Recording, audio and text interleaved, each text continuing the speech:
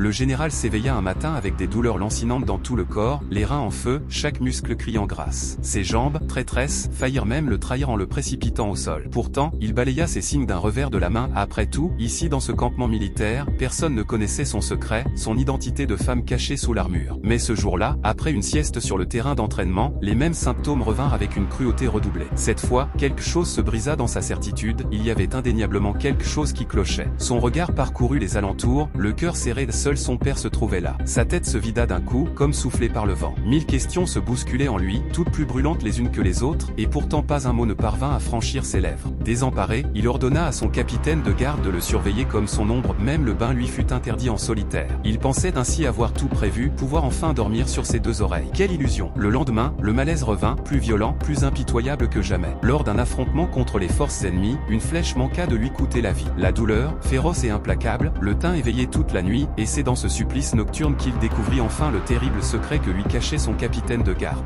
Abonne-toi et commente deuxième partie si tu veux la partie suivante.